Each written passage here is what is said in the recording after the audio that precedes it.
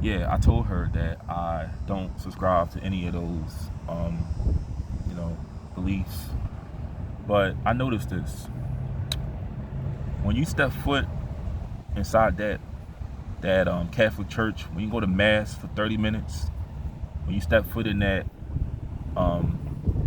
LDS church, Latter Day Saints church, for the Mormons for an hour and a half, when you step foot in that Christian church, that black church for 3, 4, maybe 13 hours for service, it it basically disregards all the issues that are going on in the world with the singing and the dancing and the reading of the hymns, reading of your Bibles that you haven't read in the entire completion. You probably don't even know that they removed certain books from the Bible.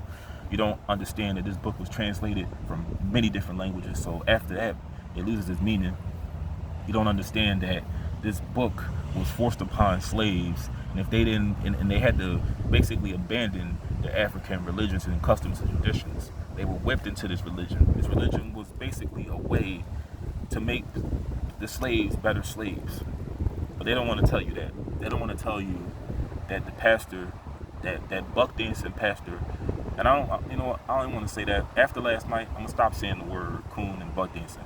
But that black pastor that drives in that Benz, that lives in that mansion, that lives around white people, historically, that pastor was paid a salary by the slave master on the plantation. He was a snitch.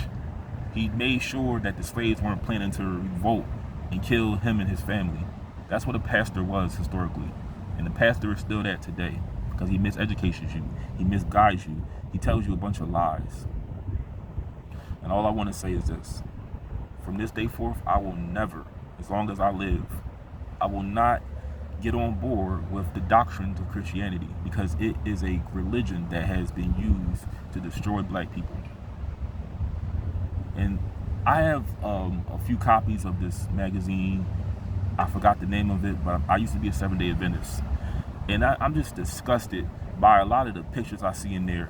I just see all these black people holding hands, smiling, skinning and grinning. It's like they don't understand just the plight that we're in.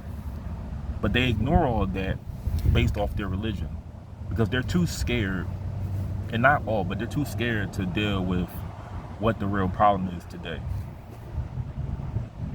And I've told you it's a laundry list of problems that affect us, that are sometimes self-inflicted, but I feel that outside sources are responsible for.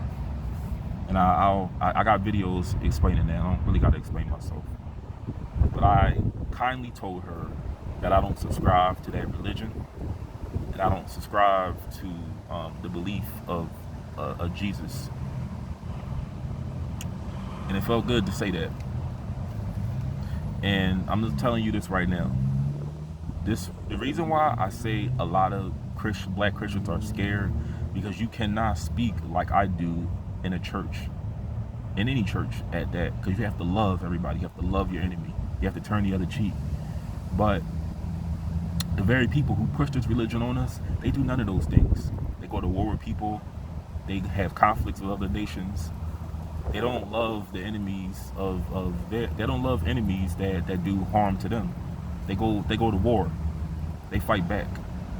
But they like that we take the Bible so literal that we don't understand you're not supposed to love the very people who destroyed you.